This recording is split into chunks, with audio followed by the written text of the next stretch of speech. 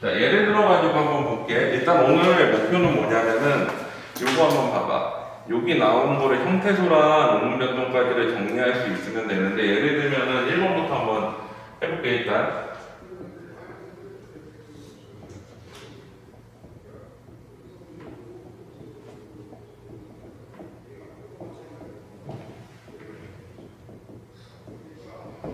이렇게 있으면은 얘를 어떻게 쪼개면 되냐면은, 작다는 어근데 어간이면서 어근이지, 은은 어미야, 각은 어근 조사, 여덟 어근 조사, 모두 어근, 맛은 어간이면서 어근, 선어말어미 어말어미. 도영이 전에 이거 했었나? 했었지. 한번 해봐. 왜 그러면 형태소를 나눌 수 있어야 뭐를 할 수 있어? 음운변동을 할 수가 있지, 원래는 제대로. 그 다음에 오늘 또 해야 될 게 이제 음운변동 함수까지 적어야 되지. 발음을 그대로 적어. 그 다음에 작은, 달기, 여덟기, 모두, 맛있다. 원칙 발음 요거지. 이렇게 하면 어때? 얘는 연음에서 13항. 얘는 뒤에 거 연음됐으니까 14항. 얘도 연음에서 14항. 맛 뭐야? 음절의 끝소리 적용해서 9항. 그 다음에 연음해가지고 13항. 그 다음에 음절의 끝소리 하나 더 적용했지. 디귿에. 그래서 9항. 된 소리 되게 됐지. 요런 식으로 하는 게 목표야. 어렵겠지. 근데 매주 할 거야. 매주 앞으로 음운변동 진행하면서. 그래서 최종적으로 이거를 싹 다 할 수 있으면 음운변동 만점 나와. 무조건. 니네 음운변동 퍼센테이지는 한 30%에서 50% 사이야. 첫 시험에서 비중이 커. 여기에서 판가름 난다. 그러니까 사실 이 정도로 함수까지 암기시키는 학원은 없어. 근데 그렇게 시켜. 우리는 그렇게 하면 만점이 나와. 그래서 이제 기말 때는 형태소가 나올 건데, 형태소 파트도 요거 미리 해놓는 거야. 이거 그때 가서 하려면 죽어나야 돼, 애들. 근데 이거랑 품사를 미리 해놓으면 문제가 뭐냐면, 얘네들이 그 짧은 시간 내에 중간에서 기말 사이 얼마 시간도 없잖아. 이거 못해. 그럼 거기서 엄청 틀린다고. 그래서 전에 얘기했지. 우리 학원 평균이 80점대 중반 나왔다고. 50%가 문법이었어, 기말 같은 경우에는. 전체 평균이. 우리 학원은 문법은 잘해. 다 잘할 수밖에 없어. 계속 시키거든. 그러니까 1학년 내내 문법이 계속 나와. 너희는 30%에서 50% 사이로. 무슨 얘기냐면 문법만 잘 봐도 평타 이상은 친다는 거야. 이거 나머지 문학 정리해가지고 1, 2등급 맞아야지. 무조건 2등급 안에는 의미 없다. 알지? 그래서 요렇게 되든 안 되든 오늘 이거 10문장 그렇게 해서 제출해. 알았지? 자, 해보자. 지워도 되지? 정리할래? 이거 정리해놔봐. 여기 1번에다가 정리해놓고 자음 정리할게. 자음 정리하고 오늘 자음하고 음절의 끝소리랑 동화, 그 다음에 가능하면 된소리 대기랑 우리상까지 나갈게. 어차피 끝에 첫사랑이야 얼마 진도가 안 되니까 첫사랑하고 그 다음에 테스트 나머지 거 보고 집에 가자.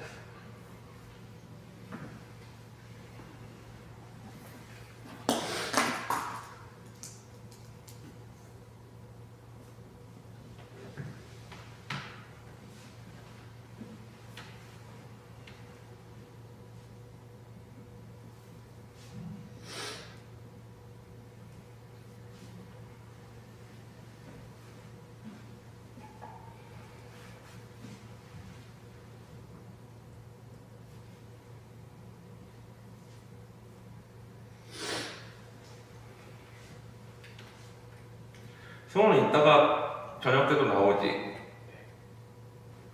그때 음변동 한 번 더 할 거니까 2번 반복해서 들으면 웬만큼 될 거야. 도윤이는 이따 못 나와? 상태 봐서.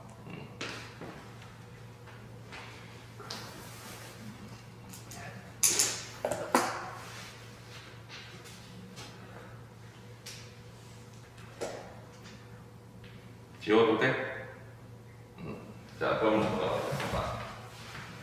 일단은 우리 자음 체계는 한번 들은 사람들도 있는데 그릴 게 좀 많지. 필기 될 수 있으면 하되 힘들면 사진으로 찍어놔. 지난번에 한번 했지. 자, 봐봐. 우리 자음은 크게 두 가지 기준으로 나오지. 좋은 위치라는 건 뭐야? 소리가 나는 위치지. 만들 조자리. 그래서 소리를 만드는 위치와 그 다음에 뭐로 나눠? 좋은 방법. 소리를 만드는 방법 두 가지로 나누는데 좋은 방법상에서 자음은 두 가지 기준으로 나누지. 안울림 소리와 울림 소리. 근데 안울림 소리는 크게 다시 세 가지로 나누는 게 뭐 있어? 하여름, 그 다음에 하차름, 그 다음에 마차름, 이렇게 세 가지가 있어. 그 다음에 울림 소리에는 두 가지가 있었지. 뭐야? 비음과 유음이 있었지. 이렇게. 자, 그러면 얘네를 한번 정리를 해보자. 우리 일단은 유음은 뭐가 유음이야? 공기가 흘러가는 흐를 유자를 쓰기. 그래서 얘 같은 경우에는 우리말에 뭐가 있어? 리을이 유음에 해당을 해. 리을 같은 경우에는 사실은 원래 두 가지로 나눌 수가 있지. 뭐랑 뭐로 나눌 수 있어? 설전음. 혀의 앞쪽에서 공기가 나오는 소리가 난다는 설전음 R과 설치금 L로 나눌 수 있는데 사실은 우리말에서는 R과 L을 똑같이 리을로 표기를 하지만 발음이 엄밀히 말하면 다르지. 그랬을 때 우리나라 사람들은 R을 발음을 못해? 그건 아니야. 원래 우리나라 내에서는 어때? 모음 사이에 올 때, 모음 사이에 리을이 단독으로 왔을 때 R로 발음해. 예를 들면은 우리 다리 같은 경우에는 어때? D-A-R-I로 발음해. 근데 나머지는 L로 발음하거든, 우리나라 사람들이. 그래서 예를 들면은 그 외에, 예를 들면 이제 모음 사이에 두 개가 왔을 때에도 L로 발음해. 이렇게, 달리 같은 경우 어떻게 발음해? D-A-L-L-I 이렇게 발음하고, 달, 이렇게 해도 어때? D-A-L. 또, 뭐 있어? 롤 같은 경우에는 L-O-L 해서 모음 사이에 단독으로 리을이 올 때 빼놓고는 전부 다 뭐로 발음해? L로 발음한다. 이해되지? 자, 그래서 얘네들을 이제 부치 차이를 설명하는 이유는 나중에 우리가 고전문법 할 때 이 개념이 나와. 근데 현대문법에서는 별로 중요하진 않은 개념인데 나온 김에 그냥 정리를 해두자. 자, 그래서 설전음 같은 경우에는 모양이 어떻게 되느냐?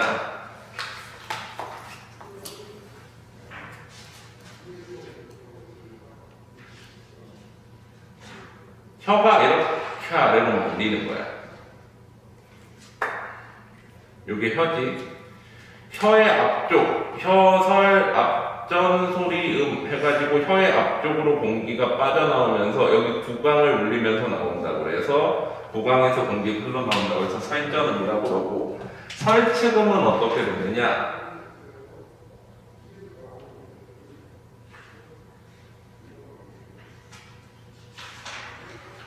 혀가 위로 올라가. 위로 이렇게 올라가면은 혀의 측면으로 공기가 빠져나온다고 해서 혀설 옆측 설치음이라고 그래. 이렇게 공기가 빠져나오면서 이쪽과 이쪽 양쪽으로 빠져나오는 소리야. 역시 구강을 울리면서 나오지.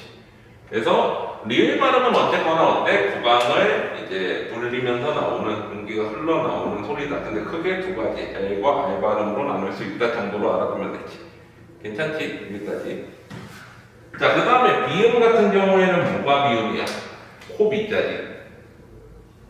비음에 해당하는 게 뭐 있었어? 니은과 미음과 이음 중에 받침 이음이 있거든. 왜 그러냐면 초성 이음은 소리가 없는 거잖아.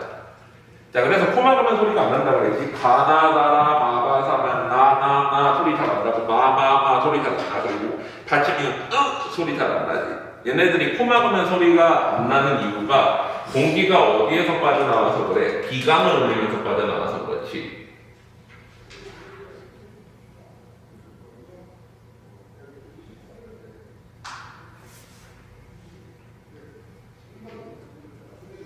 아까 리을은 구강을 울리면서 빠져나왔다면 얘는 어때? 비강을 울리가 나와. 이렇게 코로 코 밑자리.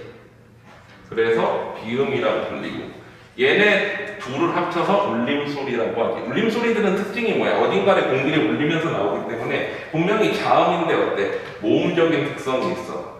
무슨 얘기냐? 자음은 원래 공기를 끊으면서 내는 소리고 모음은 공기를 뱉으면서 내는 소리지. 근데 울림소리는 어딘가에 흘러나오면서 거기에서 장애를 일으키면서 내는 소리라 길게 발음할 수 있거든. 예를 들어볼게. 우리가 어차피 초성에선 길게 발음하는 게 안 된다고 치고 종성, 받침에서 길게 발음하는 소리를 해보자. 받침에 올 수 있는 소리는 7가지뿐이 없지. 가느다란 몰빵을 음절의 그 소리를 지켜가지고 승마 알지? 7가지 소리뿐이 없어. 발음해봐. 각 기억하면 어때? 길게 발음 못하지. 간 길게 발음할 수 있지. 울림소리들의 특징이 그래. 그 다음에 갓 안 되지. 감 길게 발음할 수 있지. 울림소리들은 길게 발음할 수 있어. 공기를 이렇게 흐르면서 거기에서 이제 울리면서 나오는 소리이기 때문에. 그래서 모음들도 전부 원래 울림소리다. 모음들은 다 울림소리고 자음 중에서 울림소리는 얘네들인 거야. 이해되지? 외울 수 있지? 이거는. 자, 그 다음에 마찰음을 한번 보자. 우리말에서 마찰음은 이렇게 하면 돼. 스스흐 이렇게 3가지 있어. 스스흐 마찰하는 소리들은. 스스 3가지가 있는데 흐와 스스는 약간 다르지. 얘네들은 어디에서 마찰하느냐? 치조에서 마찰하고 얘는 전체적으로 어딘가에서 마찰하는데 성대 어디쯤에서 마찰을 해. 자, 그래서 히읗 같은 경우에는 보통은 정확히 어디에서 마찰하는지는 명확하지 않은 전체적인 마찰인데 성대에서부터 해가지고 전체적으로 마찰하는 느낌이야. 여기에서 이렇게 나오면서 전체적으로 마찰을 하지. 하면 여기 뭐 그냥 성대 마찰은 정도로 해볼게. 자, 그 다음에 얘는 위치가 명확해. 치조 마찰음이라고 했잖아.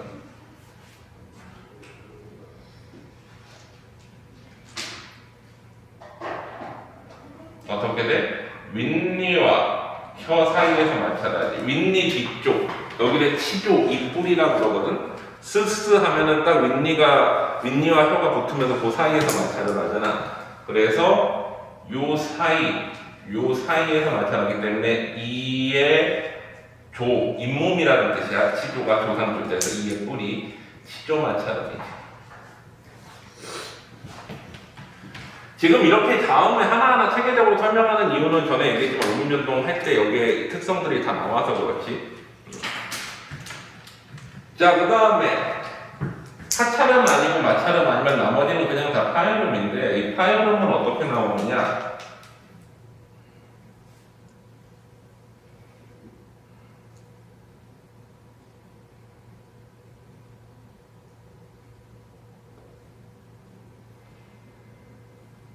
원래 파열음은 이 입술을 닫았다가 이 입술 사이에서 어때? 공기를 빵 터트리면서 나오는 게 파열음이지. 자, 그러면 파찰음은 뭐야? 이 파열음과 마찰음의 중간 소리인데 원래 스스 계열에서 왔다 그랬어. 스스 계열. 스스 계열에서 온 뭐? 즈쯔츠.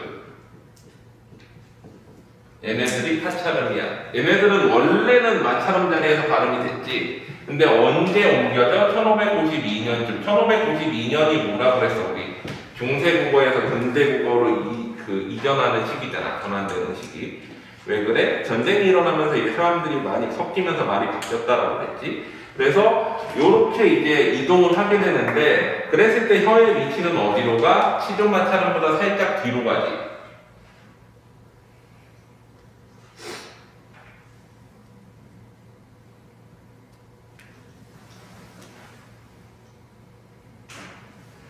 원래 치조 마찰음의 위치가 이 자리였다면은 하찰음은 어디로 가? 약간 뒤쪽으로 옮겨. 경북의 자리로. 그래서 여기에서 빠져나오면서 어때? 살짝 마찰이 줄어들고 마찰을 하는데 그리고 터져나오는 속성이 더해지면서 파찰음이 돼. 자, 이거는 외워보자. 봐봐. 울림소리는 뭐야? 비음과 유. 비음 포막하면 소리 안 나는 소리, 유, 리을. 그 다음에 얘네 빼놓고 마찰음 스스흐가 마찰음이고 스스 계열에서 나온 즈즈츠 파찰음 나머지 파열음 외울 수 있지? 어렵지 않아. 그래서 요거는 외우고 있어야 된다. 이게 우리 흔히 말하는 자음 체계도 이만한 거 있잖아. 운전동의 교과서에 실려있는 그거를 그냥 풀어가지고 해석을 한 거지 각각. 그러니까 우리가 그냥 외우려면 힘든데 개념을 알면 좀 쉽게 외울 수 있어. 머릿속에 그려보면 대충 요런 거구나 라는 거를 머릿속에 그려보면 되고. 자, 그 다음에 조음 위치로 가보자. 조음 위치는 크게 하면 되자.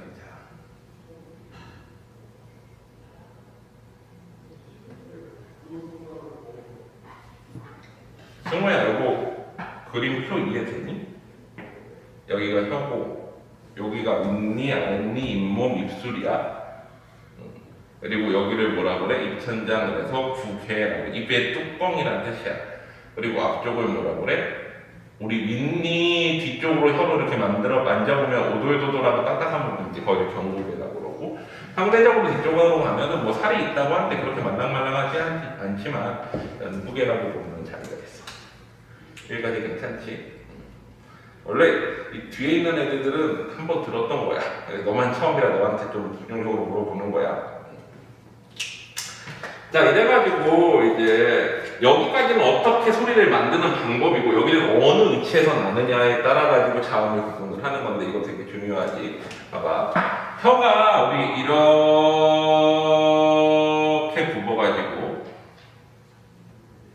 혀의 모양이 전체적으로 기역에 가까워지면은 이거를 뭐라고 그래? 우리 이 연국의 자리에 가까워졌다고 해가지고 이거를 연국의음이라고 해. 우리 실제로 그 기역 발음하면은 입천장 뒤에 닿진 않지만 별로 최대한 가까워지는 느낌이 들지. 혀가 꼬부라지면서. 자, 연국의음은 다른 말로 뭐라 그래? 여린 입천장 소리라고 그러고, 세종 때는 이걸 뭐라고 불렀어? 어금니 앞자가 있어서 우리 상하, 코끼리 상자 해가지고 이거를 미리 해놓는 이유는 얘네 2학기 때 어차피 고정법 할 거야. 그때 가서 다시 정리하려면 되게 또 시간이 많이 걸리지. 그러니까 기본적으로 오문전동 할 때 고정법 개념도 살짝 섞어가면 한다. 알았지? 자, 그래가지고 어금니 앞자를 쓰고 얘는 기본자가 뭐야? 당연히 기본 형태가 기역이니까 기역이 기본자야. 그럼 영국에 하면은 기역과 기역 계열음들이 들어가는 거야. 여기에다가 나란히 적으면 병서한다 그러지. 이거는 이제 그 고정문법 개념에서 나오는 건데 보통 한글 창제하는 원리에서 병서라는 개념이지. 나란히 적는 거. 그래서 이거 뭐라 그래? 쌍기역을 병서에서 만들었다는 거지. 그 다음에 어때? 헵을 더해가지고 뭐를 만들어? 키읔을 만들지. 얘네들이 다 영국계음이고 영국계음에 하나 더 있지. 뭐가 있어? 이채자. 형태가 다르다. 다른 이자 써가지고 뭐가 있어? 예디음이 있었어. 예디음의 실제 발음은 뭐야? 받침 이응 발음인데 옛날에는 받침 이응을 그냥 이응으로 적지 않고 이렇게 적었어. 왜? 이응은 소리가 없는 거 표기할 때 쓴 거잖아. 비어두기 모아니까 적어준 거란 말이야. 실제 소리가 있는 이응은 예디음으로 적었는데 이게 언제? 1592년 임진왜란 거치면서 표기하기 귀찮네. 그냥 이응으로 적자 해가지고 이응으로 그냥 적게 된 거야. 그래서 오늘날의 받침에는 뭐야? 그냥 이응 적고 초성이 없을 때 그냥 이응 적는데 옛날에 이게 구분됐던 거지. 소리 있는 건 이렇게, 소리 없는 건 이렇게. 이해되지? 자, 그 다음에 혀의 모양이 요렇게 와서 윗니에 닿는 모양이 되는 경우를 우리는 혀의 모양을 본다서 니은이라고 했지. 자, 근데 요 자리에서 소리가 나는 건데 요 자리에서 소리 나는 거를 두 개로 나눠서 여기서 마찰하는 애들은 이게 뾰족한 모양을 본따가지고 시옷을 기본자로 삼고 마찰하지 않는 애들은 니은을 기본자로 삼아가지고 두 가지가 나온다고 그랬어. 자, 그래서 하나, 둘이 나오는데 첫 번째 이제 마찰하지 않는 애들 치조음. 치조음은 기본적으로 잇몸소리라고 그러지. 잇몸소리 중에서 마찰하지 않는 애들 비마찰음 계열을 우리는 뭐라고 불러? 세종 때에 선음이라고 부르지. 선은 뭐야? 혀설자지. 또 치조음 중에서 마찰하는 애들들 똑같이 잇몸 소리인데 이 중에서 마찰하는 애들을 우리는 치음이라고 불러. 이 치자를 써가지고. 자, 그래서 이 치조 비마찰음 계열은 기본자가 당연히 니은이고 니은에다가 병서하면 뭐가 나와? 쌍니은이 나오는데 쌍니은은 세종때 잠깐 쓰이다가 완전히 사라져버려. 자, 그 다음에 뭐야? 획을 더해서 가획하면은 뭐가 나와? 디귿이 나오지. 디귿을 병수하면은 쌍디귿이 나오고, 다시 가획을 하면은 티읕이 나오고, 여기다가 이체자로 뭐가 있어? 리을에다가 거꾸로 이렇게 붙이면 리을 되잖아. 이걸 뭐라고 해? 그래서 서름 중에 절반만 서름, 그래서 반서름이라는 표현을 써요. 자, 그 다음에 치조 마차함도 기본자는 뭐야? 시옷이겠지. 여기다가 나란히 적으면 쌍의 시옷이 될 거고, 이체자로 세모에다가 밑에 붙이면 이거 치음 중에 절반만 치음, 그래서 뭐라고 부르는 거야? 반치음이라고 부르는 거. 여기다가 다시 어때? 가획해가지고 만드는 지읒, 병소에서 만드는 쌍지읒, 다시 가획해서 만드는 치읒까지가 원래는 이 자리에서 소리가 나던 마찰음 계열이었어.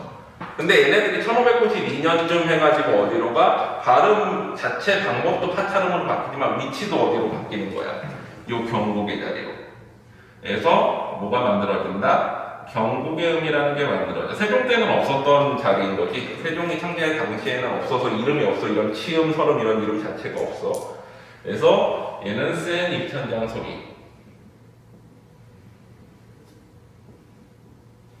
그래서 얘네 세 개가 어디로 이동하는 거야? 요 경국의 음 자리로 1592년 중세국어에서 근대국어로 넘어가는 직전쯤 해가지고 저쪽으로 발음 위치가 옮겨지고, 그럼 어때? 발음 위치도 바뀌지만 발음 방법도 바뀌는 거지. 이거를 다른 말로 우리는 국외음화라고 한다고 그랬지. 국외음화 개념을 다시 정리해보자. 자, 봐봐.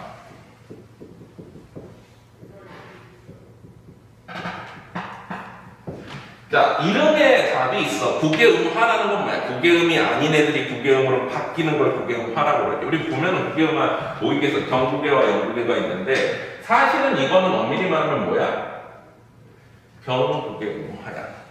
경국외음이 아닌 애들이 국외음으로 바뀌는 현상이야. 근데 이게 이제 세 단계에 걸쳐서 일어나는데, 우리가 보통 음전공에서 배우는 건 세 번째 단계의 현대문법의 경국외음하고, 나머지 두 개는 이게 일어나게 된 배경을 설명하는데 필요한데, 고전문법에서도 나오지만 현대문법에서도 베이스가 돼. 그래서 기본적인 개념을 한번 보자. 우리가 경국외음 자리는 뭐와 동일하냐면, 지난주에 했지만 모음에서 전설 고음이 뭐였어? 이모음 자리와 동일해. 그러니까 경국외음의 발음 위치는 이모음과 발음 위치가 동일해. 자, 일단은 요거를 가지고서 한번 생각을 해보자.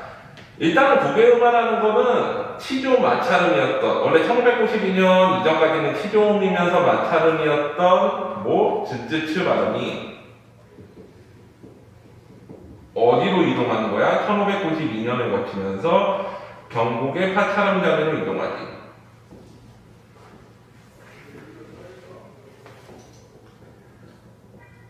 영어식으로 발음해보면은 이거는 영어의 G 발음에 가까운 발음이고, 요거는 영어의 J 발음에 가까운 발음이야. 그래서 1592년 이전에 우리가 타임머신을 만약 개발해서 타고 가서 선조들을 잡아다가 앞에다가 이제 피자를 갖다 대접하면서 이거 발음해보세요 하면 지금은 뭐라고 발음해? 한국 사람한테 그냥 피자라고 발음하지만 영어 발음은 피자지, G 발음이잖아. 근데 인지네나 이전 사람들은 잡아다가 발음시켜보면 뭐라고 발음할 거야? 피자라고 발음을 하겠지. 마찰을 하면서. 그래서 요게 요렇게 바뀌었는데 문제는 뭐야? 요 바뀐 위치가 이모음의 발음 위치랑 동일하다 그랬지. 그러면서 어떤 현상이 일어나느냐? 이때부터 이제 우리는 이게 똑같아져.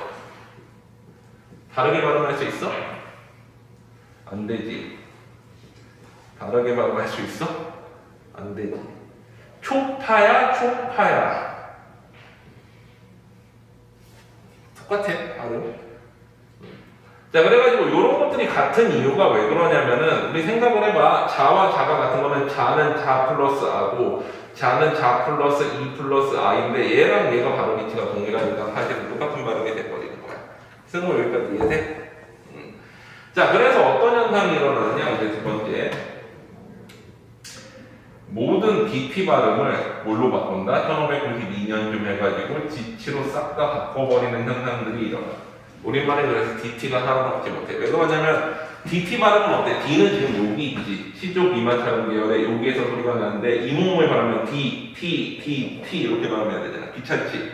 근데 여기 고정해놓으면 어때? 지치 그 자리에 그대로 고정돼 있지. 옛날에 이거 소녀시대 기라는 것도 그렇잖아. 기라는 노래 할 때 기라고 안 그러고 뭐라고 발음해? 실제로는 지라고 하지. 왜? 기기기기 하면 기기기기 혀가 이렇게 움직여야 되는데 지는 지지지지 그 자리에 고정할 수 있지. 그래서 편하단 말이야, 발음 자체가. 그래서 우리만의 모든 DT 발음을 지치로 바꿔버려. 1552년쯤에. 어떤 식으로 나타나느냐? 원래 좋다가 옛날에는 좋다였어. 좋다. 근데 어떻게 돼? 좋다로 바뀌고 나중에 좋다로 바뀌어. 단모음 맞으면서. 좋다 같은 경우엔 디귿 플러스 2 플러스 5 형태로 돼 있잖아. 그러니까 이게 뭘로 바뀌는 거야? 디귿 플러스 2 플러스 5 형태가 되다가 좋다가 되는 거지. 이해돼? 반모음 2가 숨어있기 때문에 저것도 부교음화가 된 거야. 또 우리 대표적으로 이거 있잖아. 김채. 김치냉장고 이름 옛날에 삼성. 김채가 뭐야? 김치지. 김채, 김치, 그 다음에 뭘로 가? 김치로 가. 얘는 부정회귀라고 그러는데 잘못된 방향으로 회귀했다는 뜻인데 점점 더 가버린 거지. 봐봐. 김채, 김치, 김치까지 가버린 거야. 이것도 국영마지 영국영까지 가긴 했지만. 이해되니, 정말? 그래서 이런 식으로 해서 우리말의 모든 DT가 다 사라져. 그러면 지금 남아있는 DT는 뭐라고 했어? 원래 DT가 아닌 애들. 우리 잔디 같은 경우에 살아있잖아. 원래 이거였어. 아래아가 있었던 애들이지. 그래서 원래 잔드이에 가까운 발음이었는데 살아남아서 그래서 잔디가 된 거지. 또 느티나무 같은 경우에도 원래 이거였어.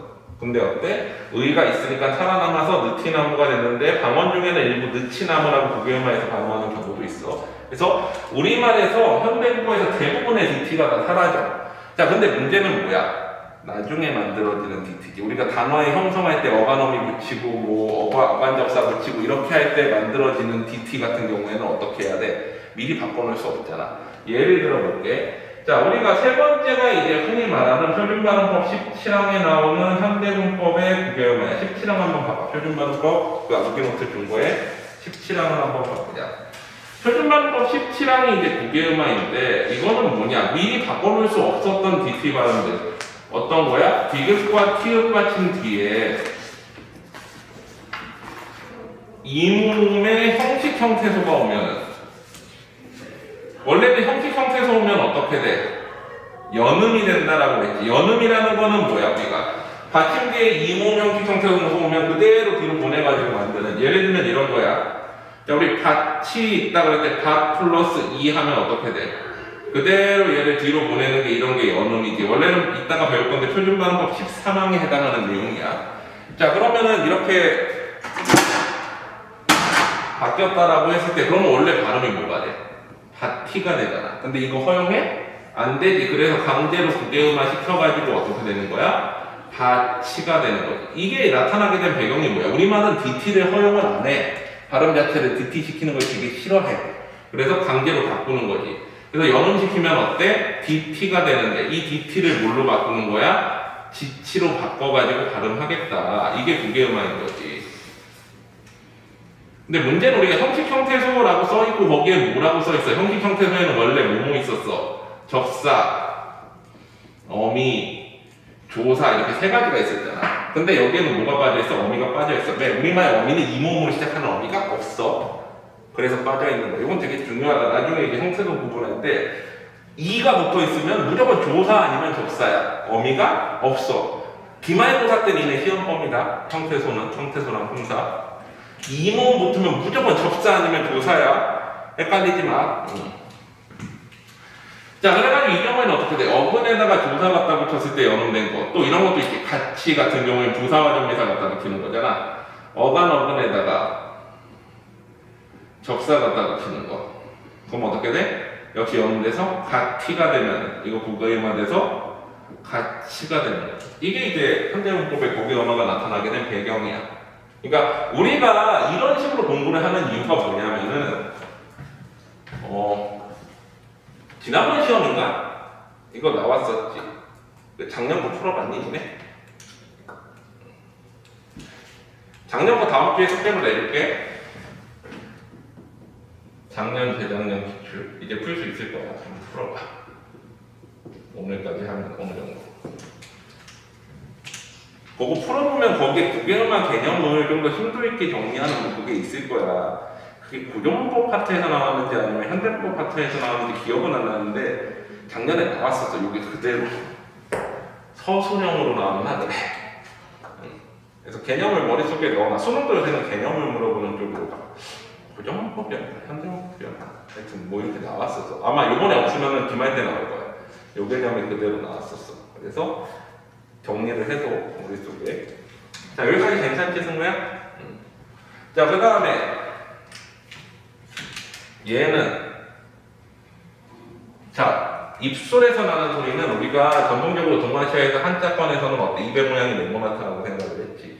그래서 네모의 모양을 바꿔가지고 뭐를 만들어? 양수놈을 만들어. 양수놈은 뭐야? 입술 소리 혹은 부입술 소리라고 부르고, 세종 때는 이거를 뭐라고 불렀어? 수놈이라고 불렀지. 입술 순자를 써가지고. 얘는 당연히 기본자가 뭐겠어? 미음이겠지. 여기에다가 어때? 경서는 없어. 가획만 해. 가획해서 비읍. 여기서 다시 경서하면 쌍비읍. 그 다음에 가획하면 비읍. 요런데 요 밑에 옛날에는 이응을 갖다 붙여서 뭐를 만들기도 해? 순경음이라는 걸 만들었어. 순경음이라는 거는 떨 경자인데 정확히 말하면 입술을 물어서 떠는 거야. F 발음처럼. 프, 무, 브 이런 식으로. 그래가지고 사실 우리말 발음에는 뭐만 있었어? 순경음 비읍분이 없었어. V 발음분이 없었는데 그 외에 순경음 피읍이라던가 피읍은 F 발음이지. 아니면은 순경음 쌍비읍, 순경음 미음도 표기에 사용하긴 했는데 요거는 이제 중국식 발음 표기할 때.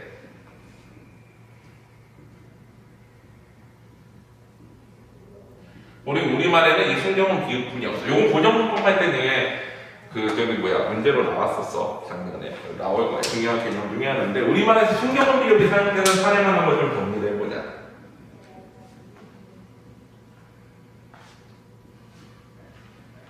우리말에서 순경음 비읍이 사용된 사례는 딱 두 가지가 있는데, 사실 이 순경음 비읍들은 다 뭘로 바뀌냐면은 나중에 반모음 오나 우로 바뀌어버려.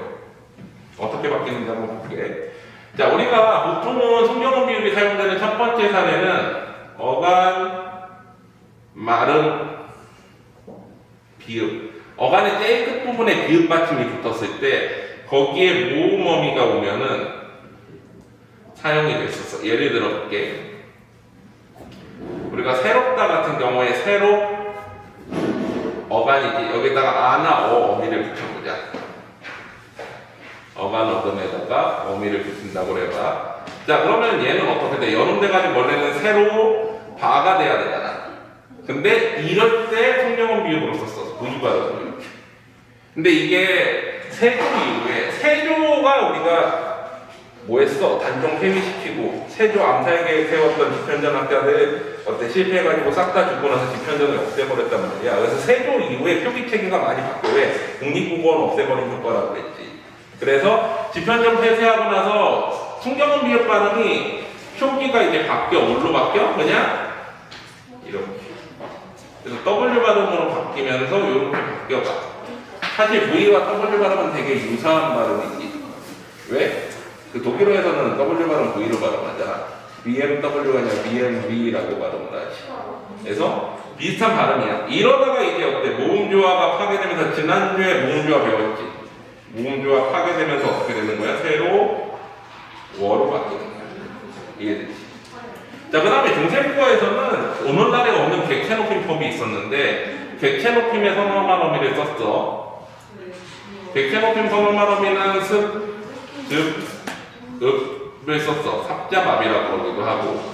자, 얘네들은 어떤 식으로 썼느냐? 예를 들면은 먹다 같은 경우에는 먹싹다 이렇게 쓰고, 받다 같은 경우에는 받잡다 이렇게 쓰고, 앞에 이제 받침이 뭐냐에 따라서 들어가는 게 다른데, 오늘날에 요거에 흔적이 남아있는 게 뭐뭐 씁니다 형태야. 오늘날에는 이제 어마어미 형태로 남아있지만 당시에는 뭐야? 객체 높임 선어말 어미로 쓰였던 거지. 자, 그랬을 때 얘네들이 같은 또 비읍이 있잖아. 여기에 모음 어미가 오면 어떻게 되느냐? 예를 들어 봐봐. 받다에다가 받잡 아를 쓴다고 그래봐. 그럼 어떻게 돼? 이렇게 됐었어. 이게 나중에 뭘로 바뀌어? 세조 이후에 이렇게 됐다가 아예 얘는 없어졌지. 현대국어에서. 그래서 우리가 순경음 비읍을 쓰는 경우는 딱 두 가지야. 어간 말음 받침 비읍이나 아니면은 뭐야? 객체 높임 선어말 어미 객체 높임 선호만원이 너희 아직 안 끝났지? 끝나면 얘기해. 테스트 공부하자. 객체 높임 선호만원이 예서만 쓰여. 이해되지? 여기까지 괜찮아? 자, 마지막. 목구멍에서 나는 소리는 동그란 모양 건져가지고 만들었겠지. 목구멍 홈자 써가지고 홈, 목청 소리. 현대국어에서도 아니지, 세종대에도 홈, 현대국어에서도 홈, 목청이 없습니다. 똑같아. 이런 거 보면 되게 대단하지 않아? 세종대랑 현대국어랑 거의 차이가 없어. 세종이 되게 치밀하게 잘 만들어 놓은 거. 자, 그래가지고 얘는 기본자가 당연히 뭐야? 이응인데 이건 소리가 없는 거지. 그리고 나란히 적을 때 병서가 나오는데 병서 쌍이응인데 이것도 소리 없는 건데 왜 이게 소리 없는 게 두 개가 있을까? 왜 그렇다고 했어? 자, 봐봐. 세종어제국민정음을 나중에 니네 외울 거야. 이거 되게 고정법의 기본인데 들어본 적 있어. 나란말싸미 중국에다가 문자로 삼았지 않냐 이거 들어봤지? 요 개념이 그대로 나오고 외워야 될 거야. 어차피. 자, 근데 거기에 보면은 맨 마지막에 거기에 뭐라고 나오면 사람마다 헤어 숲빈 이겨 날로 쓰매 편안케 하고자에 따른 의미다 이렇게 나와. 사람마다 헤어는 하여금의 의미야. 어떻게 나오냐면은 지금은 그게 없는데 하다를 옛날에 이렇게 썼어. 여기에다 사동피동정미사 기억나? 하게 하다 접사 하이어를 썼어. 이렇게. 사실 오늘날은 이런 거 없지. 근데 사동피동정미사가 들어갔어. 우리 이히리기 우구추 이우 이키키에가 사동피동정미사잖아. 이렇게 썼을 때 어떻게 적어 그러면? 원래는 이렇게 적어야 정상이지. 붙여가지고. 근데 얘가 그러면 전미사 들어가는지 안 들어가는지 잘 모르니까 이렇게 하나 더 적어주는 거야. 접사표. 이해돼? 요럴 때 이제 표의적 표기, 뜻을 표기하는 데에서 쌍이응을 적었어. 요거는 이제 나중에 중세국어 때 나오는 개념인데 일단 알아도 이런 것들도 있었다는 거. 그 다음에 여기다 가격하면 뭐가 돼? 여린 히읗. 그 다음에 다시 가격하면 히읗. 그리고 병서에서 쌍이읒. 이렇게 하면 우리가 지금의 이제 자음체계도가 다 만들어지는데 여기서 현대국어에서 없어진 건 뭐야? 요거는 일로 갔지. 쌍이읒 없어져, 여린이읒 없어져, 쌍이읒 없어져. 그래서 히읗만 남는 거지 보면은. 그 다음에 얘는 예디읒 없어져, 예순경계열은 다 없어져, 쌍니읒 없어져, 반치읒 없어져. 그러면 오늘날의 자음체계 체계도가 되는 거야. 이해되지? 모르겠는 거. 머릿속에 들어가 있어야 된다. 나중에 시간 나면 한 번 더 정리해 줄게. 웬만하면 머릿속에 다 때려 넣어. 그래야 의문 변동이 쉽다. 정리할 시간 좀 줘. 괜찮아? 다 됐어?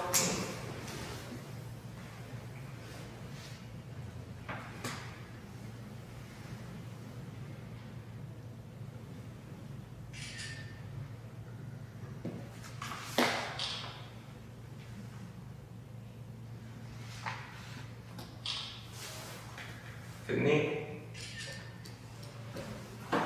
오케이. 그 다음에 이제 의문변동 해봐. 그 표준발음법에서부터 이제 나갈게. 이제 의문변동을 정리할 건데 거기 파랑부터 나갈게. 있어? 있지? 오케이. 파랑 해봐. 파랑.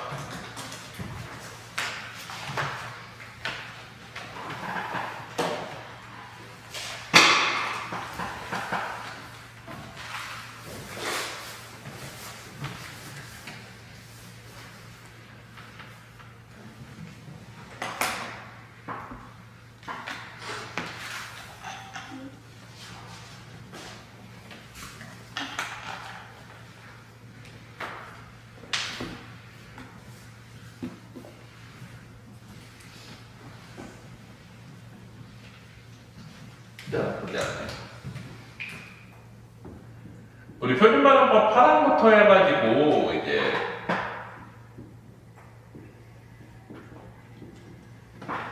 15항까지의 내용이 동성규칙이거든. 사실 뭐 음절의 끝소리 규칙이라고 그러기도 하는데 요즘은 이제 표준발음법 9항을 음절의 끝소리 규칙이라고 부르는 경향이 강해가지고 동성규칙이라고 해볼게. 니네는 또 그거를 선생님이 어느 정도 구분해서 형파열을 하라고 그래. 음절의 끝소리라고 하고. 그게 원래는 맞아. 어원상은. 왜 그러냐면 음절의 끝소리라는 게 받침, 종성규정이라는 뜻이잖아. 근데 옛날에는 그게 이제 받침 규정에 대한 전반에 다 음절의 소리 규칙이라고 하는데 요새는 이제 수능 특강에서 교육과정상 표준발음법 9항을 딱 집어서 얘가 음절의 소리 규칙 이렇게 해버려가지고 사실 이제 대부분 음절의 소리 규칙이라고 교과서에 돼 있긴 해. 근데 사실 이름 자체만 보면 음절의 소리 규칙은 이거 전체를 포함하는 거잖아. 그래서 너희 선생님은 그래도 좀 생각이 있으신 분이어서 뭐라고 하냐면 평파여러라고 밝힐 거야. 니네 1학년 선생님. 근데 좀 고집이 있어. 이 파트에 대해서 되게 공부를 열심히 하는 선생님 맞거든. 그래서 내가 되게 좋아. 왜냐면 문법을 어렵게 내니까 성성내기가 너무 좋아. 우리 학원에서. 근데 좀 고집이 있어서 평파여러라고 불러. 수능에서 보통 음절의 소리 규칙과 평파여러를 같이 사용해. 근데 엄밀히 말하면 평파여러라는 이름이 더 맞는 거긴 해. 대신 또 고집이 있어서 이중모음을 모음 두 개로 쳐야 되는데 이걸 하나로 치는 걸 고수하려고 그러다가 수능이랑 맞지 않으니까 하나, 두 개, 둘 다 이렇게 가르치기도 해. 근데 어쨌거나 되게 열심히 하는 선생님일 거야. 니네 문법 선생님 본 적 있어? 문법 가르치는 선생님? 아직 못 봤나? 문법 누가 나가? 니네 쌤들 여러 명 들어올 거 아니야? 아니야? 한 명이 들어와? 문법 할 때 다른 선생님 아마 들어올 거야? 그래서 그 선생님이 좀 공부를 열심히 해. 문법에 대해서 되게 수능 니네 전부 다 원매 선택시키려고 수능 문법 수준으로 가르쳐 1학년 때. 좋은 점이야. 300거 같이 뻘짓하지 않고. 300거는 되게 어중간하게 티만 내는데 중앙고는 그래도 사실 되게 수능에 잘 대비할 수 있게끔 커리큘럼이 짜 있어. 국어 자체만 보면. 다른 과목은 어떤지는 모르겠고. 자, 그래가지고 종속규칙이라고 통상 해보는데 여기에서 사실 13항과 14항은 연음이야. 자, 연음이라는 건 원래는 의문변동이 아닌 거야. 우리가 의문변동이라는 건 통상 자음이나 모음의 숫자나 형태가 변해야 되는 거고 연음은 위치만 변하기 때문에 요거는 의문변동으로 치진 않는다. 다만 근데 표준발음법 함수에 들어가. 예를 들면 연음이라는 게 뭐였어? 아까 얘기했듯이 이제 꽃 플러스 이 같이 어근에다 조사나 접사나 어미 같은 것들이 붙으면 어떻게 돼? 뒤로 그대로 보내가지고 발음하는 이런 게 연음인 거지. 조사도 이렇게 되고 그 다음에 또 뭐 있어? 접사 같은 경우에도 이 하면 어떻게 돼? 얘 접사잖아. 그럼 어떻게 돼? 가티가 됐다가 같이 이것도 연음이지. 또 용 두 개여가지만 또 이런 거 있지. 막다에다가 하면 어떻게 돼? 어간어건에다가 어미 붙었는데 이 경우에도 그대로 연음시켜가지고 이렇게 발음하는 것들이 연음이지. 또 두 개가 있을 때는 어때? 얘네들은 이게 13항 연음이고 14항 연음 같은 경우에는 어때? 받침이 두 개일 때 뒤에 것만 연음시키는 거. 이런 게 14항. 그러니까 13항과 14항의 차이는 뭐야? 받침이 하나나 쌍받침이거나 그러면 13항, 그리고 겹받침이어가지고 뒤에 것만 보낼 때는 14항. 쌍받침이라는 건 뭔지 알지? 있다 같은 거, 있어 하면 어때? 써 이렇게 뒤로 올라가잖아. 이거는 뭐로 포함해? 13항에 그냥 같이 들어가 있는 거야. 단받침이랑 단자음 받침이랑 쌍자음 받침은 겹자음 받침만 뒤로 보내는 것만 14항이야. 이해되지? 표준발음법 외우라는 이유가 뭐냐면 니네 문제에서 보면 이제 계속 풀면 나오겠지만 음변동 문제 절반 정도는 거기로 표준발음법이 나와요. 근데 그걸 외워보면 어때? 문제 풀 때 이번에 바로 풀면 돼. 근데 그거 하나하나 보고 있으면 2배 이상 걸린다. 그걸 그때 가서 이해하면은 안 돼. 그냥 딱 함수 보고 이거 나왔네 그냥 바로 탁 풀고 넘어가야 돼. 그러면은 정확하게 풀 수도 있고 시간도 훨씬 단축된다. 이해되지? 자, 그 다음에 이게 종성규칙 처음부터 한번 보자. 자, 첫 번째 표준발음법 8항부터 볼게. 표준발음법 8항은 기본항이지 뭐야? 음절의 끝소리 규칙에 사용할 수 있는 그러니까 자음, 받침 소리에 쓸 수 있는 자음은 뭐가 있다? 기역, 니은, 디귿, 리을, 미음, 비음, 이음 이렇게 7가지가 있다가 기본항인 거고 보통은 우리가 이제 음절의 끝소리 규칙이라고 하면 표준발음법 9항을 얘기하는데 니네는 내신 기준으로 봤을 땐 이거를 뭐라 그래? 평파여름하다 그러지. 평파여름하라고 해놓고서 한번 해볼게. 이 평파여름하는 기본적으로 교체에 들어가. A라는 음문을 B라는 음문으로 바뀌는데 플러스 마이너스 숫자는 변하지 않지. 이런 걸 교체라고 그러지. 통상. 자, 그래가지고 9항의 내용은 뭐야? 쌍기역이나 키역 혹은 티읕, 티읕, 시옷, 쌍시옷, 지읒, 치읓, 피읒 같은 애들이 각각의 대표음으로 발음이 되는 거지.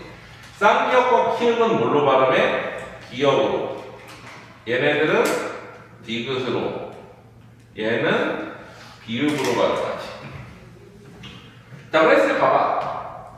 얘네들 세 개의 특징이 뭐야? 평음이면서 타열음이잖아. 그래서 평타열음화라고 부르는 거야. 나머지는 울림소리지, 나머지 네 개는. 그래서 통상 이런 거를 평타열음화 혹은 음절의 소리 규칙이라고 부르기도 해. 수능에서는. 수능에서는 이거 두 가지를 같이 사용한다고 했어. 여기까지 괜찮니? 자, 그 다음에 세 번째, 표준발음법 10항과 11항을 보자. 스무 힘들면 쉬었다가 괜찮아? 자, 10항과 11항은 자음군 단순화라고 불러. 자음군 단순화라는 건 자음의 무리 군자지.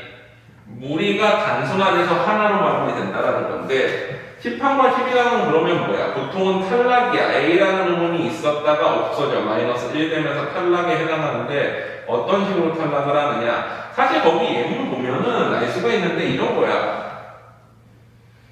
10항과 11항의 차이부터 한번 보자. 자, 10항은 어떤 거야? 앞쪽에 있는 게 살아남는 거야. 예를 들면은, 없다 하면 어떻게 돼?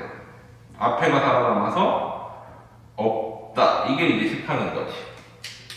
뒤에가 살아남는 예시, 11항은. 닭 하면 어떻게 돼? 뒤에가 살아남아서, 닭. 이렇게 돼. 이게 이제 11항인 거지. 자, 그러면 거기 보면은 나오는 애들들 봐봐. 기역, 니은, 디귿, 리을, 미음, 비읍, 이음. 예를 들면은 이제 10항에 해당하는 경우에는 뭐가 있어? 예를 들면 기역, 시옷 같은 경우에는 앞에 게 살아남는 형태지. 또 니은, 히읗이나 니은, 지읒 같은 경우에도 여기 들어가겠지. 리을 같은 경우에는 어때? 리을, 비읍이 여기 들어가고 비읍, 시옷이 여기 들어가겠지. 또 몇 가지 더 있을 거야. 내가 다 기억이 비슷하지만. 자, 그리고 이제 뒤에가 남는 경우가 뭐가 있는 거야? 여기 보면은 리을 기역 같은 경우에는 여기 들어가고 이런 식인 거지. 또 리을 티읕 같은 경우에는 여기 들어가고 리을 티읕도 여기 들어갈걸? 11항에 또 뭐 있냐? 리을 기역 말고 봐봐, 뭐 있어? 뭐 있니? 거기 써있잖아. 11항에 다음 뭐 있어? 응? 리을 키읔. 또 하나 더 있을 텐데, 세 가지지. 하나 뭐니? 응? 리을 미음. 이런 식으로. 이런 식으로 돼 있는 거지. 사실 이거는 우리가 한국인 네이티브 스피커면 발음해 보면 알아. 한국인이잖아. 외국 나는 10년 이상 살다 왔다. 없지. 근데 헷갈리는 게 있어. 그 10항과 11항에 보면 다만이라는 예외 조항이 있거든. 걔네들만 외우자. 이건 사실 뭐 외우라고 할 필요는 없을 것 같아. 왜 발음해보면 알거든. 근데 헷갈리는 거. 자, 10항과 11항에 다만 뭐뭐뭐 들어가 있는 게 세 가지 종류가 있는데 첫 번째가 뭐냐? 우리 밥 같은 경우 한번 보자. 어감 밥은 어떻게 발음하는 게 원칙이야? 밥으로 발음하는 게 원칙이야. 보통 리을 비읍은 리을로 가야 정상이지. 근데 얘는 어때? 발고가 아니라 뭐야? 밥고. 진달래꽃 알지? 거기 보면 사뿐히 지려 발고야 밥고야. 사뿐히 지려 밥고가 시없어서 이렇게 가는 거지. 다만 얘도 이런 경우에는 연되는 경우에는 어떻게 돼? 밟아 그러면은 바바가 아니라 어떻게 돼? 밟아하고 그냥 연음이 되지. 뒤에 모음이 올 때에는. 자, 그 다음에 두 번째 리을 비읍 계열 중에서 넙죽하다와 넙둥글다는 뭘로 쓴다? 넙으로 쓴다.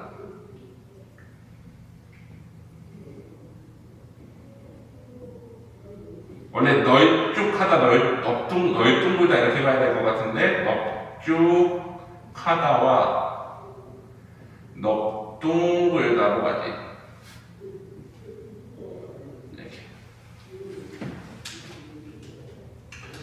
자, 그 다음에 세 번째는 11항 추량의 예외 조항인데 리을 기억 어간에다가 끝에 어미가 기억 어미가 붙으면 얘네들은 어떻게 발음해? 리을과 쌍기억으로 발음한다. 예를 들면은 읽고 같은 경우에 어떻게 돼? 읽고가 되지. 읽고가 아니라. 이런 게 이제 예외 조항인데 이 세 가지만 외워두면 돼. 나머지는 다른 거 보면 이해되지? 여기까지 괜찮아? 도윤이는 세 번째 듣지. 싹 외워.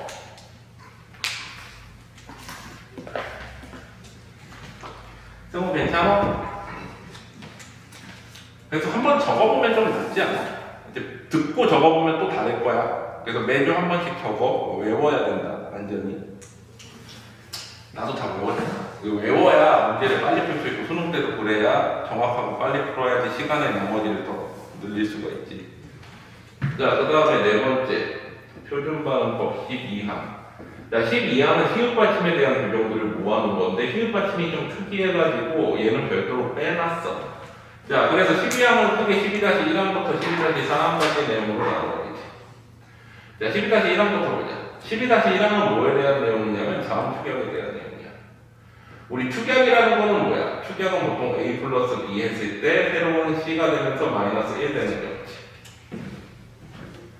자, 자음에서 축약이 일어나는 케이스가 보통 히읗이랑 만나는 경우지. 그래서 원래는 여기 히읗 받침이니까. 근데 히읗 받침은 어떤 경우만 있어? 우리말에 히읗 받침은 무조건 어간 말음뿐이 없어. 그러니까 히읗 받침을 붙는 경우는 어간 때 끄트머리에 붙는 경우 빼고는 없어. 노타, 나타, 넌타, 뭐 안타 뭐 이런 것들. 자, 한번 봐봐. 히읗 받침이면은 히읗 받침 어간일 거 아니야. 히읗 받침 어간에다가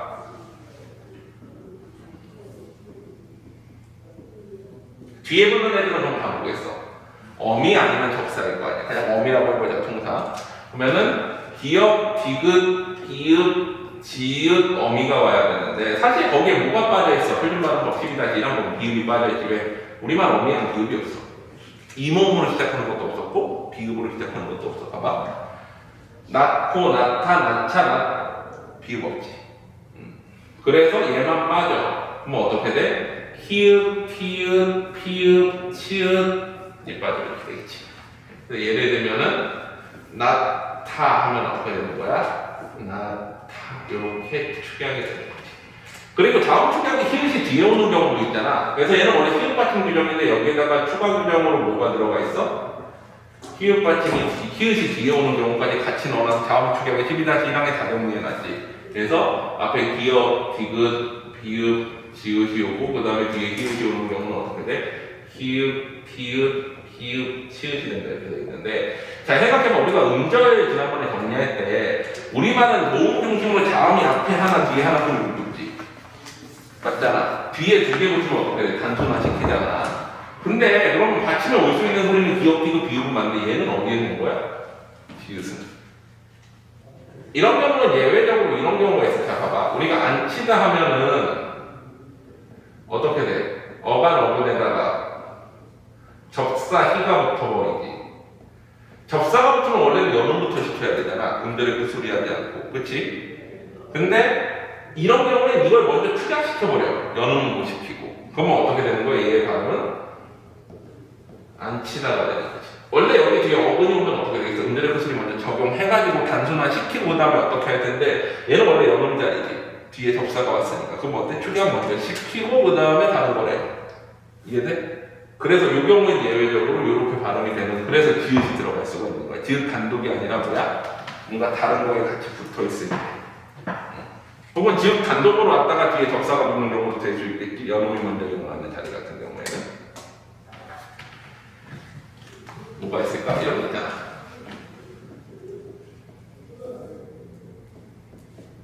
이러면 이렇게 갈 수 있겠지.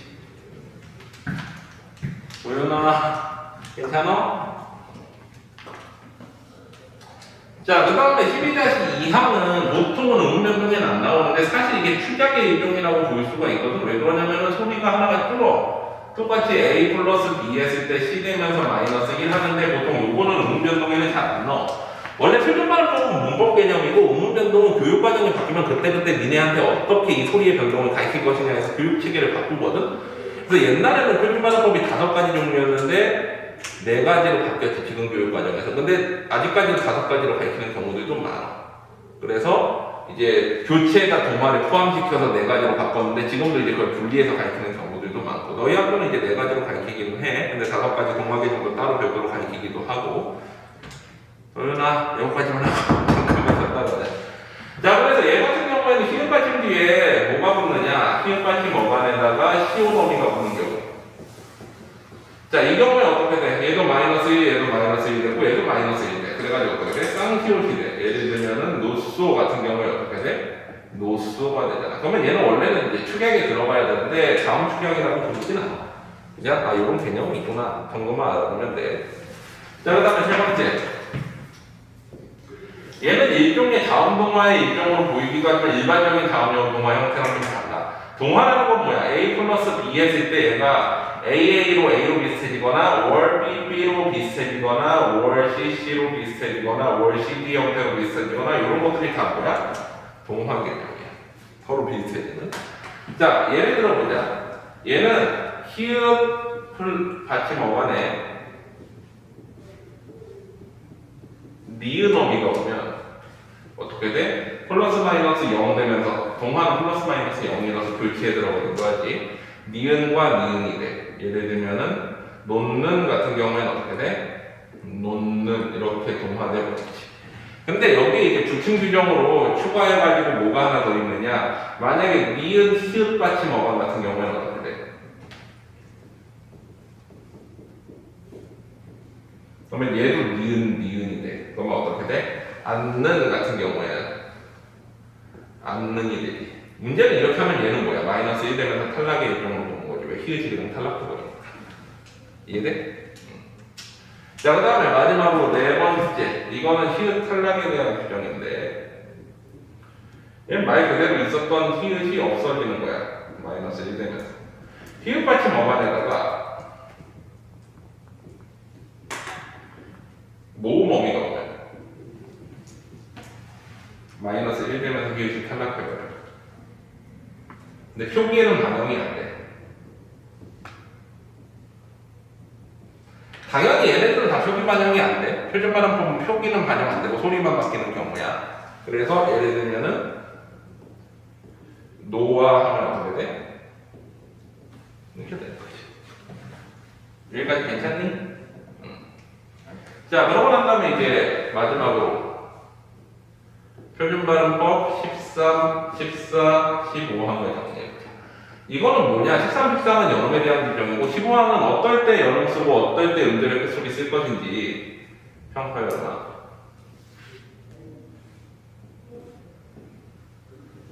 이거를 선택하는 규정이 13, 14, 15항이야. 어떨 때 뭐를 먼저 쓸 것인지. 자, 기본적으로 우리가 받침이 있을 때 이 받침 뒤에 올 수 있는 2가지가 있거든. 하나는 형식 형태소이고, 형식 형태소라는 건 뭐야? 접사나 어미나 조사지. 자, 이거 형태소 지금 잘 모르겠으면 꼭 얘기해라. 다음 주간에 다음 시간에 운전도 끝나고 형태소 다시 한번 해줄 테니까. 이거 지금 이해돼? 도영이 괜찮아? 끝나고 다시 한번 해줄게. 정리하고. 알아야지 이거를 풀 수가 있어. 자, 그 다음에 실제 형태소가 오는 경우. 어근이 오는 경우. 자, 이거 오면 어때? 13과 14항 적용해가지고 연음시키는 거고, 이게 오는 경우에는 어때? 15항 적용해가지고 음절의 끝소리 적식 이런 식으로 하면 평파연음하면 되는 거야. 근데 봐봐, 거기 15항에 보면은 실질형 태소 아, 어, 오, 우, 위라고만 써있지. 근데 왜 그래? 우리 어차피 실질형 태소는 아, 어, 오, 우, 위로 시작하는 애들 빼놓고 거의 없어. 나머지는 이모음으로 시작하는 애들이거든. 반모음이나. 걔네들은 어차피 니은이 첨가되기 때문에 음절의 그 소리 안 해도 돼. 나중에 배울 건데 니은 첨가가 되기 때문에 어차피 그냥 이렇게 외워도 돼. 아, 어, 우, 위 외울 필요 없이 그냥 어때? 그냥 실질형 태소면은 평파연음아. 아니면 형식 형태소면 연음. 그냥 이렇게 외워도 돼. 왜? 어차피 그 예외 사례가 거의 없거든. 이해되지? 자, 그래가지고 예를 들어보자. 우리 밭이랑 논을 샀다. 이 경우에는 어때? 이랑이 조사지. 그럼 어때? 그대로 연음부터 시켜가지고 어떻게 되는 거야? 밭이랑이 되고 그 다음에 어때? 국외음화 시켜서 밭이랑이 최종 발음이 되는 거지. 근데 평파연음화의 예를 들어보자. 자, 밭이랑에 섰다. 우리 이랑이 뭐야? 우리 나중에 고전 시간에도 많이 나오지만 파도나 밭을 이렇게 보면 이렇게 들어간 부분을 고랑 튀어나온 부분을 뭐라 그래? 이랑이라고 부르고 이거를 한 세트를 일경이라고 불러. 그래서 이게 파도나 밭의 넓이를 될 때 몇 경으로 돼 있다 이렇게 세거든. 그래서 뭐 넓은 파도, 넓은 밭에 만경 이렇게 불러. 만 개의 경이 있다 그래가지고. 그랬을 때 밭이랑 이거는 이랑은 어근이지 실질 의미가 있는. 자, 그러면 어떻게 돼? 음절의 끝소리부터 평파열음화부터 시킬 거 아니야. 평파열음화 시키면 어떻게 돼? 밭이라 이렇게 가지. 근데 뒤에 있는 어근이 봐봐. 우리 나중에 배울 건데 29항에 나오거든. 표준 발음. 받침 플러스 이모음 어근이 오면은 요 사이에 뭐가 들어와? 니은이 첨가되는 니은 첨가라는 규정이 있어. 이거 표준 발음법 몇 항이야? 29항이야. 나중에 배울 거야. 다음 주에. 자, 요거를 적용하면 어떻게 돼? 밭이랑이 되고 요거 다음 시기에서 받을 뭐가 있어? 디귿과 니은이 합쳐지면은 동화돼가지고 어때? 니은이 되는 밭이랑이 되지. 요거는 좀 이따 배울 건데 이렇게. 그러니까 중요한 건 뭐다? 형태소 오면 연음부터 실질 형태소 뒤에 오면 뭐부터? 음절의 끝소리부터 이렇게 되는 거지. 받침 뒤에. 다만 여기 이제 얘네들의 공통점은 뭐야? 모음이 와야 되는 거지. 모음이 와야 연음을 시키던 음절의 끝소리를 시키던 할 거 아니야. 자, 그 다음에 여기 예외가 있지. 15항의 예외 규정이 있는데 뭐냐면은 아까 우리 했던 거 맛있다와 멋있다는 우리 맛있다 멋있다 보통 발음하잖아. 근데 원칙 발음이 뭐야? 맛있다 멋있다. 왜 그러면 이거 생각해 보면 돼. 자, 맛없다 멋없다 생각해봐. 어떻게 발음해? 덥다지. 그 다음에 덥다지. 그럼 얘네도 원래 뭐가 돼야 되는 거야? 딥다와 딥다가 돼야 되는 거잖아. 왜 이렇게 발음되냐면은 이 25라서 그래? 어간 어근이어서 그래. 얘도 왜? 어간 어근. 내가 이 어간 어근 어간 접사 구분하라고 맨날 쓰는 이유가 왜 그러냐면 이런 거 구분해야 돼서 그런 거야. 이해돼? 그리고 합성어 파생어 구분할 수 있어야 돼. 그래서 귀찮더라도 우리 기억나? 자, 대부분의 어간들은 다 뭐야? 어근이야. 대부분은 요것만 외우라고 그랬지. 기억나? 롭다, 답다, 스럽다 같이 단독으로 못 쓰이는 어간이나 아니면은 앞에 어근이 붙어 있는 하다, 되다, 시키다 정도만 외워서 얘네들만 어간 접사라고 외워도 된다고. 이 정도면 문제 푸는데 거의 지장이 없어. 기억나지, 승우야? 자, 얘네들은 어간 어근이니까 뭐부터 해야 되는 거야? 얘를 대표적으로 바꿔야지. 원칙은 맛있다, 멋있다인데 얘네는 대신에 하도 사람들이 맛있다, 멋있다를 많이 쓰니까 어때? 이거를 어떻게 한다는 거야? 허용해 주겠다. 허용 규정이지. 이게 원칙. 됐니? 이렇게 하면 우리가 표준반복 8항부터 15항까지를 다 정리하는 거야. 이게 음운변동의 한 4분의 1 정도에 해당해. 이해됐지? 모르겠는 거. 괜찮니?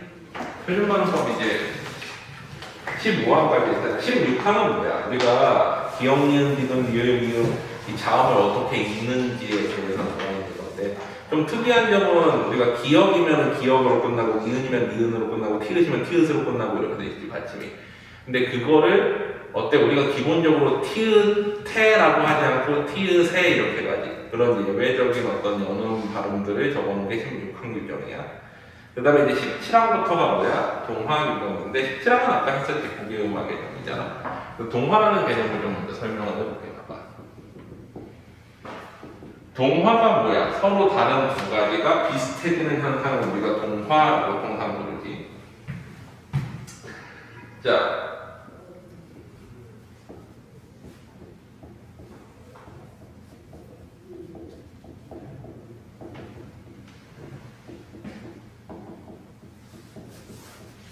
A 플러스 B 하면은 플러스 마이너스 0이면서 A로 동화되든 or B로 동화되든 or 다른 형태로 동화되든 or 다른 형태 서로 완전히 다르든 뭐 이런 식으로 동화되는 게 뭐야?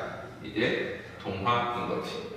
그래서 동화는 원래는 어때? 교체에 포함되는 느낌이야. 그럼 우리 봐봐. 의문이 비슷해지려면 의문은 크게 두 가지가 있지. 자음과 모음. 물론 반모음도 있지만 자음끼리 동화되는 거, 모음끼리 동화되는 거, 자음, 모음 동화되는 거 이렇게 세 가지가 있겠지. 그러면 봐봐. 첫 번째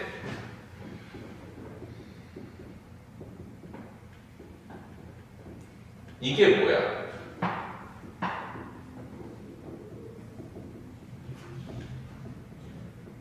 고개음이지. 자음과 모음끼리는 원래 동화가 될 때 좋은 방법으로 동화될 수 있어? 안 되지. 좋은 방법 자체가 다르잖아. 자음과 모음은 아예. 자음이 모음되거나 모음이 자음되면 이거는 너무 크니까. 그래서 자음과 모음은 좋은 방법으로는 동화되지 않고 고개음이라는 게 뭐야? 좋은 위치잖아. 그래서 뭐야? 좋은 위치의 동화만 일어나고 좋은 위치가 같은 자음과 모음이 뭐가 있어 사실은 즈와 이모음 이렇게뿐이 없잖아. 그러면 동화될 수 있는 게 이것뿐이 없게 돼. 맞지? 그래서 아까 얘기했던 표준발음법 17항 뭐였어? 디귿과 티읕 받침이 뭐를 만났을 때 플러스 이모음 형식 형태소 그 중에서도 접사와 조사를 만났을 때 그럼 어떻게 돼? T가 만들어지지. 왜? 연음이 되니까. 했을 때 이거를 어떻게? G로 바꾸는 거. 이게 두 개의 음악인 거지. 아까 설명했으니까 더 설명 안 하고 넘어갈게. 됐지? 이게 이제 첫 번째 자음 동화. 그 다음에 두 번째가 뭐야? 자음끼리 동화 일어나야 될 거 아니야? 자음 동화. 자, 자음 동화에는 크게 비음화와 유음화가 있는데 비음화는 표준발음법 18항의 내용이고 유음화는 표준발음법 20항의 내용이야.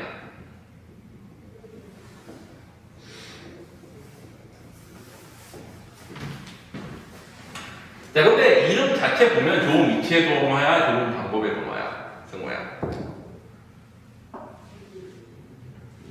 위치야 방법이야. 비음, 유음, 위치야 방법이야.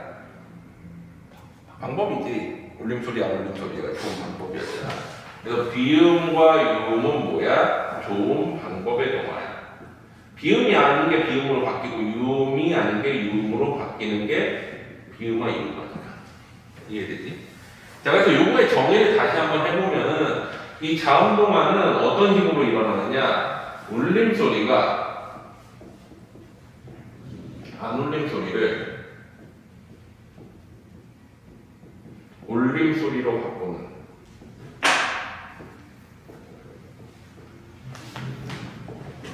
여기서 두 가지가 있어 조건이. 자음 동화의 기본적인 조건은 첫 번째 뭐가 있어야 돼? 무조건 울림소리가 있어야 되고 두 번째는 안 울림소리를 울림소리로 바꾼다라는 건 뭐야? 좋은 방법의 동화여야 돼.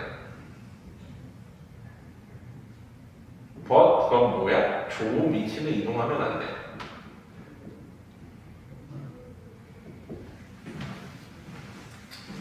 좋은 방법만 바뀌어야 되는 거고 좋은 위치는 바뀌면 안 돼. 동화는 자음 동화는 기본적으로. 그래서 좋은 방법의 동화가 나타나야 돼. 이 두 가지 조건을 갖추지 않으면 우리가 자음 동화의 개념으로 안 보려고 해. 항상 예외적인 현상으로 보고. 자, 보자. 표를 한번 그려볼게.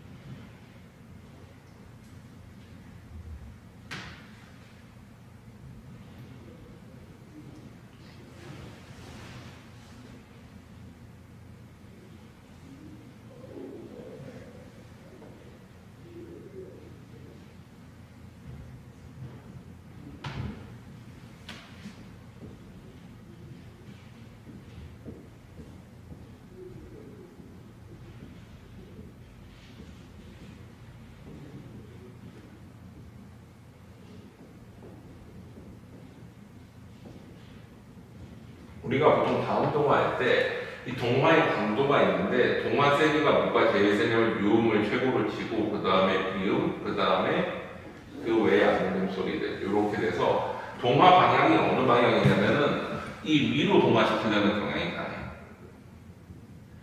그리고 얘네들은 뭐야? 여기는 좋은 방법이지 지금.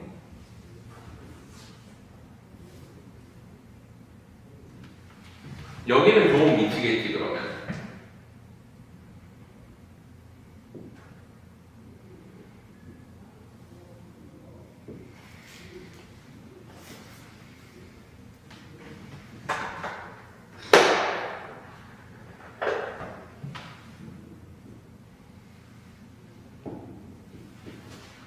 근데 아까 얘기했지만 좋은 위치는 어떻게 해야 돼? 이동하면은 안 되지.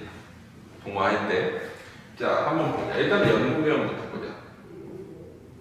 연구개음은 뭐 있어? 유음은 없고 비음에 이응 같은 소리가 있고 그 다음에 기억이 있지. 그 다음에 또 뭐 있어? 이제 치종 중에 마찰음이 아닌 애들.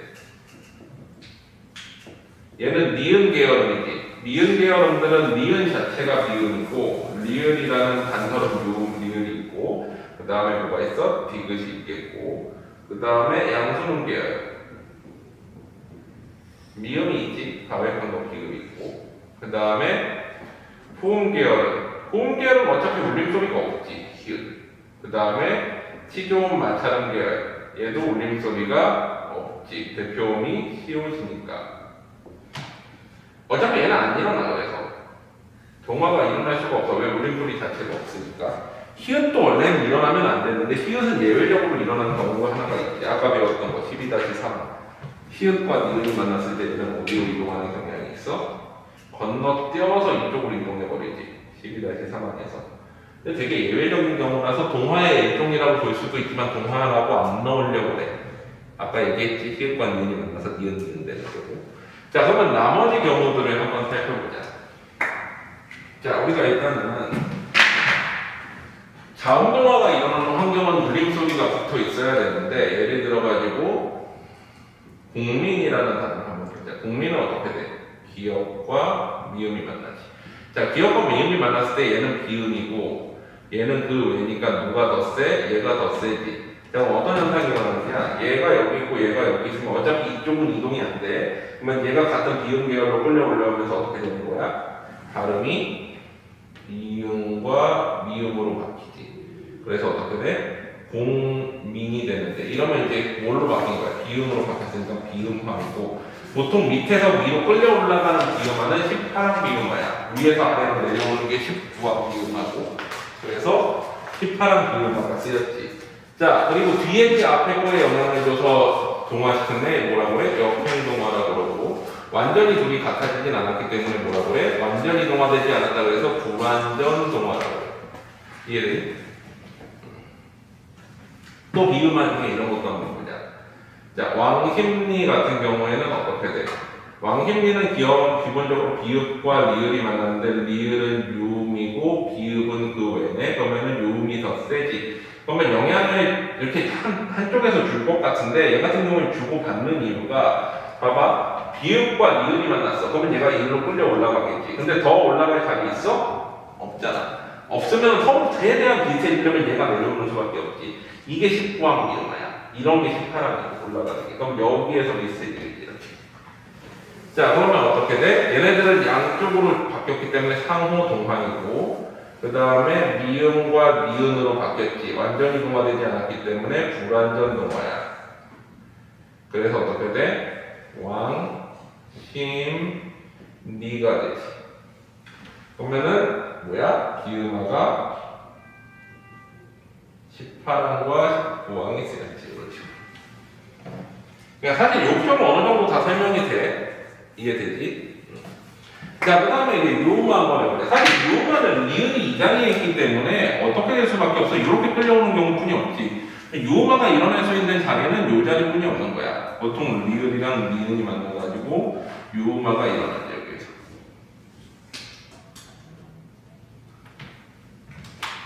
자, 그래서 예를 들면은 칼날 같은 경우 봐봐. 칼날 같은 경우에는 리을과 니은이 만나는데 얘는 유음이고 얘는 비음이니까 유음이 더 세지. 자, 그러면 뒤에 게 앞에 거에 영향을 주는 무슨 동화야? 순행동화이고. 두 개가 같아져 버리지 리을 리을로. 그러면 완전히 동화됐으니까 완전 동화이고. 그래서 칼날로 바뀌면은 유음화가 되겠지.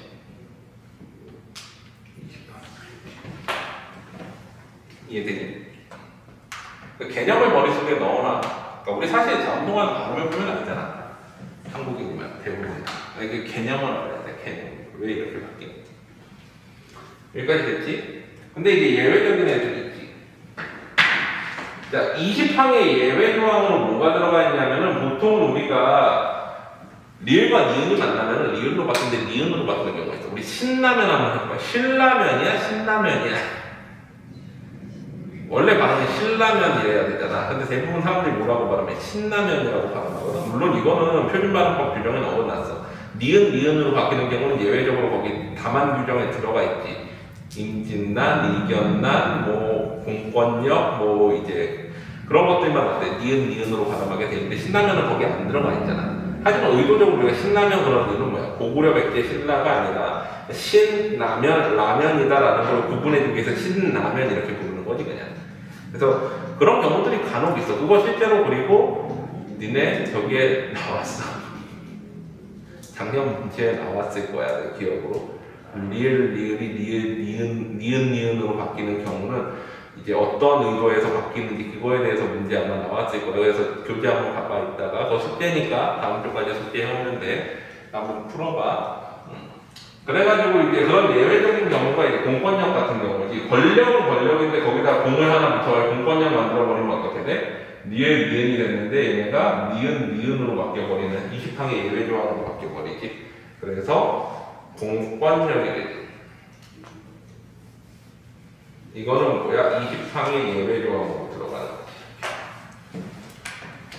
그래서 이런 것들이 일반적으로 이제 동화가 일어나는 현상인데 자, 여기까지가 기본적인 동화 내용이야. 그러면은 예외 조항이 있어. 여기에서 아예 동화가 안 되는 경우. 21항에 보면은 이제 여기 동화가 안 되는 사례들이 적어놨는데 특히 딱 두 가지야. 우리 소리가 안 나오거나 좋은 방법이 이동해보는 경우. 이런 경우들은 어때? 여기에 해당하지 않는 거라고 해서 거기 사례들이 나와있는데 하나 못 가르칠 거야. 자, 일단은 봐봐. 이제 동화가 안 되는 경우. 첫 번째 조건은 뭐야? 첫 번째는 울림소리가 없는 경우지. 예를 들어 볼게요. 우리 옷감 같은 거 봐봐. 옷은 이거 시옷 디귿으로 발음하지. 그럼 어떻게 돼? 디귿과 기역이 만나면 원래 울림소리가 없으니까 동화되면 안 되잖아. 근데 사람들이 어떻게 하고 싶어 해? 이거를 기역으로 바꿔서 기역하면 어떻게 돼? 얘가 이제 나중엔 된소리에서 쌍기역으로 바뀌면서 옷감 돼? 안 되지. 왜? 울림소리가 없으니까. 이런 건 동화시키면 안 된다는 거야. 근데 왜 가끔 헷갈리잖아. 이런 것도 헷갈리잖아. 봐봐. 자, 박근혜 어떻게 발음해? 그네야? 히읗은 연음시키면 안 돼. 그냥 이거 그대로야. 이해돼? 가끔 이거 헷갈리는 사람들이 있어. 히읗은 연음? 안 돼. 자, 요런 것도 이제 헷갈리는 사람들이 있어. 요렇게 되면 안 돼. 자음동화. 울림소리가 있어야 돼. 두 번째 봐봐. 조 위치 이동. 자, 예를 들어보자. 친구. 어떻게 발음해야 돼? 니은 플러스 기역하면은 얘가 더 크네? 그러면 얘 기역이 끌려 올라가서 니은 이응 돼야 되나? 이거 돼? 안 되지. 왜? 초성은 이응이 소리가 없잖아. 그럼 그냥 친구라고 발음해야 되는데 이거를 강제로 또 비음만 시켜서 어떻게 해? 아 그래? 그러면 니은을 뭘로 바꿔버리자? 이응으로 바꿔버리자. 친구 돼? 안 돼. 니은 이응으로 건너갈 수 없지. 건너가면 안 되는 거야. 그래서 친구라는 발음 하는 사람도 있잖아. 이렇게 하면 안 된다. 이해되지? 그런 것들이 나와 있는 게 몇 항이야? 21항이야. 요게 21항. 됐니? 자, 그러고 나면 이제 마지막으로 자음동화까지 했으니까 모음동화만 정리하고 끝낼게. 간단해. 사실 모음동화는 현행 표준발음법 이제 음변동 교육과정상에 안 들어가 있어. 근데 그 옛날에는 들어가 있었단 말이야. 그래서 이 개념은 알고 있어야 돼. 자, 모음끼리 동화되는 경우는 크게 이제 두 가지가 있는데, 하나가 아까 했던, 지난주에 했던 모음 좋아요. 동화 맞지? 양성은 양성끼리, 음성은 음성끼리. 근데 얘가 빠진 이유는 얘는 분명히 동화는 맞아. 근데 뭐는 아니야? 교체가 아니야. 교체됐어? 원래 그런 거지. 그래서 이걸 음변동에서 뺐어. 교체로 동화를 갖다가 동화에다 교체를 갖다 집어넣으면서 교체 동화를 집어넣으면서 여기 빠졌어. 근데 그 개념은 알고 있어야 되지. 자, 그 다음에 두 번째가 이모음 역행동화인데, 이것도 음변동에서 빠진 이유 중에 하나가 뭐냐면, 얘는 기본적으로 표준어가 아니야. 예외적으로 표준어인 경우가 몇 가지, 5가지뿐이 없어. 거기다가 플러스 표기에 반영이 돼. 얘도 표기 반영이 돼서 빠지거든. 보통은 표기 반영 안 되고 요새는 음변동에 넣으려고 그러고, 얘네 둘 다 그래서 어디에 들어가 있냐면은 표준반영법이 아니라 표기에 반영이 되니까 한글 맞춤법에 들어가 있어, 이 규정 자체가. 근데 요새는 한글 맞춤법 규정을 웬만해서는 음변동에 안 넣으려는 경향이 강해. 그러니까 교육 과정이야. 이거는 문법이 아니야. 음변동이라는 건 매 교육 과정마다 바뀌어. 니네 교육 과정 몇 차야? 몇 차인지 모르 2015 교육 과정 보통 이러잖아. 왜 그러냐면은 우리가 1차부터 6차까지는 계속 연딱 나눠가지고 1차부터 6차까지 하고 7차부터는 수시 계정으로 바뀌어서 2012 교육과정, 2015 교육과정, 그리고 니네는 재수하면 이제 그 다음 교육과정으로 넘어가는 거지. 2015가 되게 길었지, 사실은 교육과정이. 좀 개판이어서 그래. 체계도 안 잡히고만 그래가지고 뭐 체계 잡을 좀 해서 이제 넘어가는 거지. 자, 그래가지고 옛날 교육과정에서는 이거 두 개가 다 들어가 있었어, 변동으로. 근데 지금 빠져나온 거지. 근데 그래도 개념은 알고 있어요. 내가 학교 내신에서 간혹 나와, 이게. 자, 그래서 이모음 역행동화는 뭐냐? 이름을 잡아. 이모음이 역행해서 앞에 거에 영향을 주는 거야. 대표적인 예가 이런 거야. 자, 아기라고 하지 않고 애기라고 발음하는 거야. 이모음이 앞에 아예 영향을 주는 거지. 고기라고 하지 않고 괴기라고 하는 경우, 이것도 이렇게 되는 거지. 왜 일어나는지 한번 볼게요. 우리 아까 모음 체계도 지난주에 했었죠. 근데 키, 위, 을, 주, 개, 돼, 소, 내, 가. 이렇게 외우면 쉬워. 물론 나도 학생 때는 이렇게 편법으로 이런 거 되게 싫어했었는데, 하다 보니까 이거 필요해.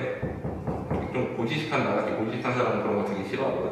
그래서 학교쌤이 이런 거 가르쳐주면 안 외웠어. 졌다고 외워. 근데 하다 보니까 필요하더라고. 뭐 정 아니겠다 싶으면 그냥 정석대로 외우면 되는데 힘드니까. 내가 봐봐. 이렇게 나눴을 때. 자, 일단은 고기, 아기를 발음할 거냐. 아기 발음은 어떻게 돼? 아기. 호설 정음에서 전설 공음으로 튀어나와야 되지. 힘들지. 혀가 많이 움직여야 되잖아. 자, 그러면 얘를 쉽게 발음하는 방법이 하나가 더 있어. 얘를 위로 올리거나 아니면 얘를 앞으로 빼거나 의기 이것보다 뭐가 더 편해? 애기 혀가 위에서 앞쪽에서 이렇게 위아래로 움직이는 게 더 편하지. 그래서 그게 뭐가 되는 거야? 이 몸이 역행해가지고 여기에 정향을 줘서 앞쪽으로 빼서 발음하는 거. 마찬가지로 고기도 어떻게 돼?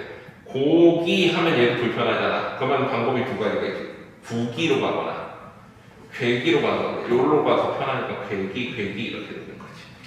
이게 이제 이모음 역행동화인데, 우리말에서는 이건 표준어 아니야. 북한에서는 일부 표준어로 삼는데. 자, 근데 우리가 예외적으로 표준어인 경우가 있어요, 여기에. 자, 첫 번째. 남비라고 한 거로 우리 뭐라 그래? 냄비. 이게 표준어야. 맞지? 자, 그 다음에 모모나기라고 안 그러고 모모내기라고 그래. 이게 표준어야. 어떤 경우냐? 풋내기, 새내기, 신출내기 이런 것들. 이해되지? 세 번째, 동당이 치다가 아니고, 이거는 뭐 동당이 치다가 못해 할 수 있는데 여기 하나 붙이면 돼. 접사. 내 동댕이 치다, 동댕이 치다.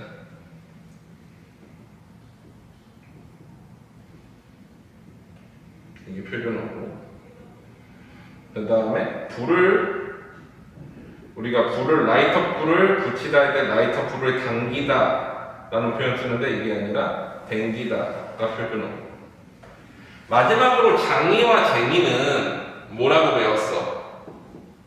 선택형이지. 이건 기술자, 이거는 비기술자. 그래서 우리가 대장장이, 쟁이가 아니라 미장이라고 부르는 거고, 곤충 이름 같은 경우 소금쟁이 혹은 욕을 하는 사람 욕쟁이라고 부르는 거야. 원래 난장이가 아니라 난쟁이지. 근데 그 조세희의 난수궁 소설 원제가 뭐야? 난장이가 쏘아올린 작은 공무원들 있잖아.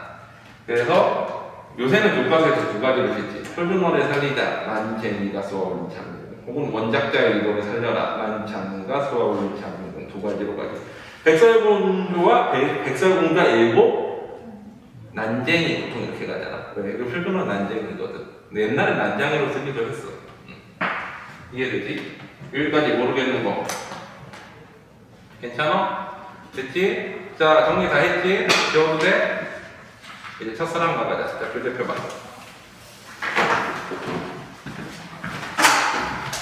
문학교재 다 받았지? 숙제 못한 거는 하고 가야 된다.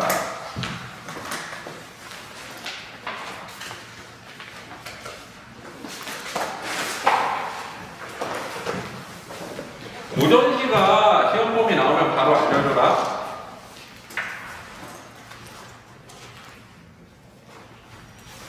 자, 페이지 83페이지.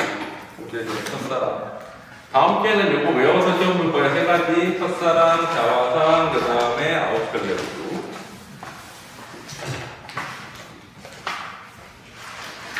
됐지? 지워도 돼?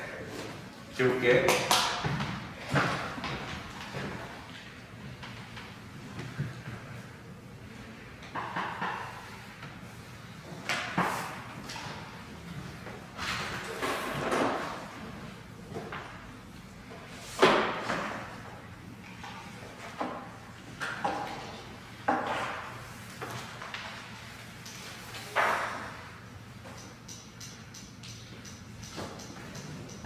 자, 보자. 고재종 첫사랑. 화자 표면에 안 나오지. 요거는 화자가 표면에 나오지 않는 시야. 근데 이제 뭐를 바라보고 있어? 이제 거기 보면은 이제 첫눈이 내리는, 눈이 내리는 광경, 눈이 가지에 내리는.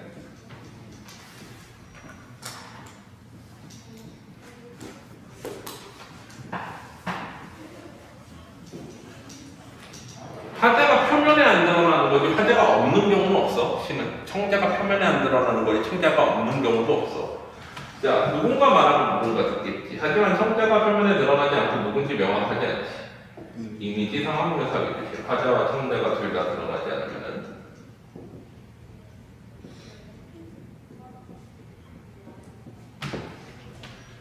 바라보는 대상은 거기에 뭐를 바라보고 있어? 눈이지, 눈. 눈이 뭐에? 가지에 내리는 과정. 눈이 가지에 내리면 어떻게 돼? 얘는 눈꽃이 되지. 이 눈꽃이 나중에는 뭐로 결실을 맺는다는 거야? 봄꽃으로 결실을 맺는다라고 표현을 하고 있지. 이 눈꽃이 그리고 뭐를 상징하는 거야? 첫사랑. 봄꽃은 첫사랑의 결실. 이거는 첫사랑이 정말 이루어진 거일 수도 있고 혹은 새로운 사랑이 시작된 거일 수도 있지. 첫사랑은 보통 안 이루어진다고 그러니까. 자, 그리고 여기에 대한 정서는 뭐야? 직접적으로 정서 나타나는 시어 있어? 거기 보면은 없지. 없는데 거기 보면은 뭐뭐 나와? 아나스리아 서리법이라는 어미 종류들이 되게 다양하게 묘사되지. 그리고 뭐야? 보아라 명령형. 그 다음에 이제 뭐뭐 한다 뭐 이 정도로 끝나는데 이런 것들은 어때? 어떤 영탄적 어조를 형성하지. 우리 영탄법이 뭐였어? 감정을 되게 강하게 드러내는. 우리 수다법 정리했었지. 도윤이는 했고 저기는 안 했지. 승우는 안 했지. 조용히 했니? 나중에 시간 나오면 수사법 좀 정리해줄게. 자, 영탄적 어조는 단단히 정리하고 가보죠. 우리가 수사법 중에 영탄법이라는 게 있거든. 영탄이라는 건 정서를 되게 강하게 나타내는 직접적인 정서 표현을 나타낼 때 영탄적 어조 내지는 영탄법이라고 해요. 보통 어떤 게 나오게 영탄적 어조 내지는 영탄법이라고 그러냐. 첫 번째 우리가 이제 감탄사 나오면 보통은 영탄법이라고 하는데 감탄사가 전부 다 영탄법은 아니야. 아, 우와 뭐 이런 거 나오는 거고 우리 감탄사 중에 이런 것도 있잖아. 네, 아니요, 여보세요 같은 것들은 이런 거는 영탄법이 아니라고 보지. 이해되지? 두 번째는 우리 느낌표 나와도 보통은 영탄법이라고 많이 해. 정서를 직접적으로 표현해서. 세 번째는 감탄형을 사용하는 경우 있지. 뭐뭐 군나 같은 거. 이런 것들도 영탄법의 일종이고. 네 번째는 뭐도 있어? 이제 서리법 같은 거 사용해도 영탄법 뭐뭐지 않은가 뭐 이런 것들. 그 다음에 다섯 번째는 도노법으로 불러도 영탄법. 해야, 뭐 철수야 뭐 이렇게 부르는. 그 다음에 그 외에도 정서의 직접적 표현.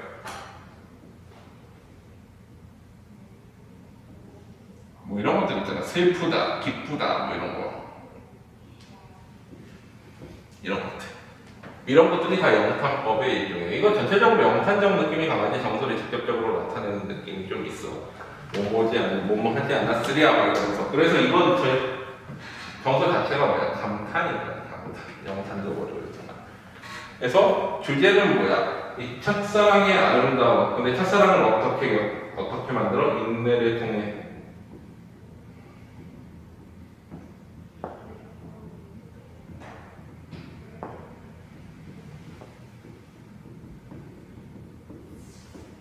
보통 이렇게 써 있는데 여기에 대한 감탄이 되겠지. 이게 첫사랑의 어떤 상징적 표현인 거잖아. 눈꽃이 만들어지는 게. 실제로 이제 뭐 이게 첫사랑은 아니지만 첫사랑에 대한 비유적 표현이 되는 거지. 그래가지고 첫사랑의 속성을 이 눈을 통해 가지고 표현을 했는데 내용을 한번 보자. 흔들리는 나뭇가지에 꽃 한 번에 피려고 이 꽃은 뭐야? 이제 사랑을 상징하지. 사랑을 만들기 위해 눈은 얼마나 많은 도전을 멈추지 않았으랴. 멈추지 않았다. 서리법이지. 자, 눈은 노력을 했지. 그래서 의인화돼 있지. 싸그락싸그락 두드려 보았겠지. 음성상징어 쓰였지. 남분분 춤을 추었겠지.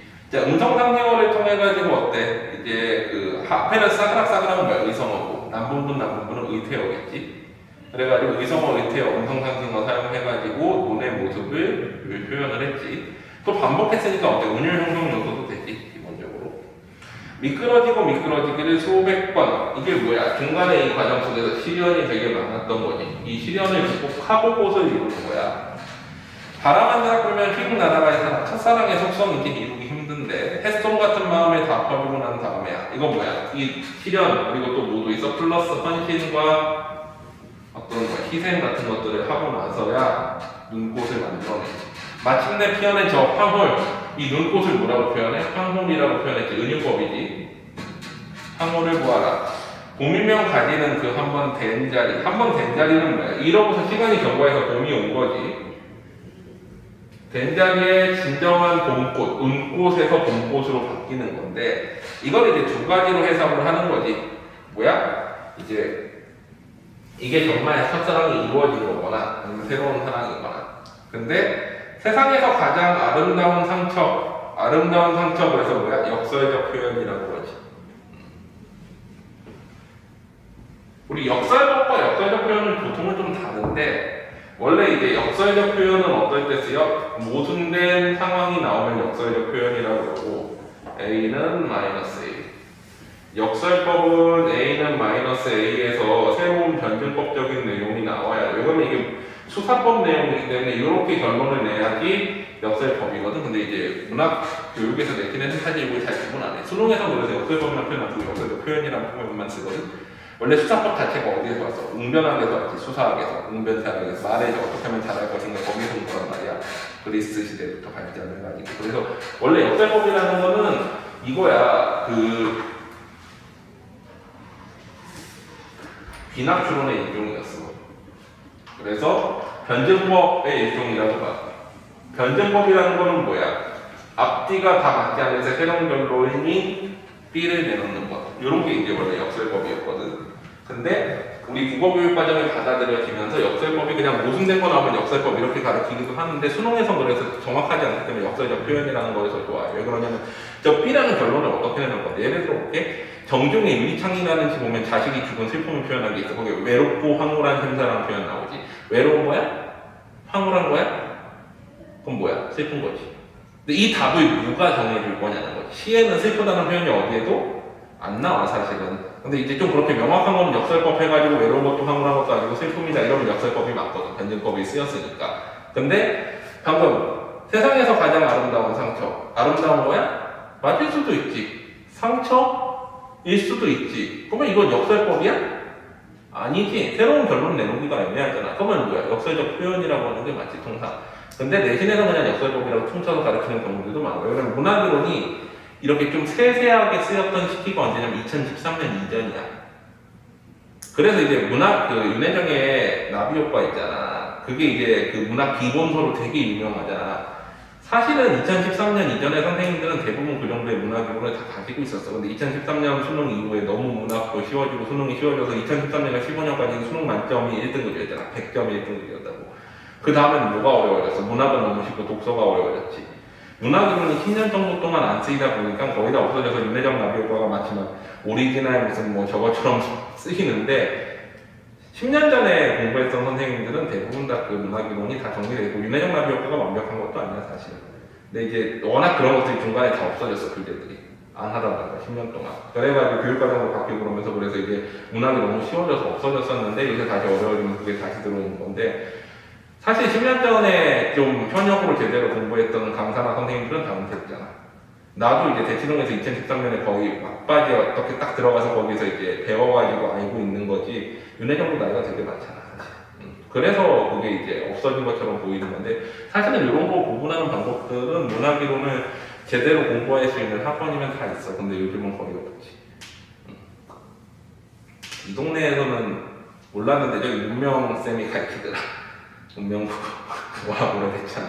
거기 부원장 쌤이 내 후배인데 근데 하여튼 그래가지고 거기랑 우리랑 아마 두 군데 가르치고 말고 서울 같은 데는 새로 생긴 데라 그런 자료 자체도 없을 것이고 그래서 그런 이론들 나중에 한번 정리를 해줄게. 사실 근데 이게 되게 애매하게 요즘은 또 약간 계륵 느낌이어서 최상위권 아니면 안 가르치는 이유가 수능 문제에서도 보통 이런 문학이론 몇 문제 나와. 작품 한 세트당 한 문제 나와. 제일 첫 번째 거 한 문제 제대로 풀기 위해서 배우는 건데 그러기엔 너무 시간 낭비가 큰 부분도 있고 그 다음에 현대시로 갈수록 이런 문학이론들이 적용이 안 돼. 왜 그러면 이 문학이론들을 배우거든? 그 문예창 작가애들도 왜 배우냐면 이거 쓰지 말라고 배워. 문학이론 자체가 체계화되어 있는 거면 예술이 아니지 더 이상 체계화돼서 너무 많이 쓰인 거잖아. 그래서 이제 요새는 1970년대 이후 시들은 이거 오히려 의미가 없다 해가지고 안 쓰니까 그 문학이론이 필요가 없기는 한데 어쨌거나 그런 역설법의 어떤 정의라든가 비유와 상징 이런 영상법의 개념 같은 것들을 세세하게 정리하는 게 원래 2013년 이전의 트렌드였어 문학에. 그래서 요즘 다시 어려워지니까 일단은 내가 나중에 봐가지고 시간 나면은 대신 전에 한번 정리. 원래 방학 때 한번 해줬었지 도요일은. 그래서 나중에 시간 나면 한번 다시 정리를 해줄게 똑같이. 그래서 일단은 이렇게까지 해가지고 첫사랑 다 정리 끝났지. 숙제 어디까지인지 알지? 다 적어줬어. 자, 그리고 오늘 집에 가는 조건 뭐 있었어? 자, 일단은 음변동 세 문장 1번은 내가 해줬으니까 2번에서 4번까지 해가지고 검사 맞고 그 다음에 어휘 테스트는 준비되면은 나한테 와. 그러면 시험지 줄 테니까 어휘 테스트 10주차인데 사자성어랑 우리말 나올 거야. 80점 못 넘으면은 재시험이지. 그 다음에 마지막으로 복습지. 복습지 그냥 한번 쓰자. 그래가지고 자화상하고 아홉켤레구도. 다음 주에는 요거 외워서 쓴다. 한 장 보고 쓰고 한 장 보고 쓰고 축약해서 써도 돼. 됐지? 이렇게 대결하면 집에 가자. 오케이, 오늘 여기까지.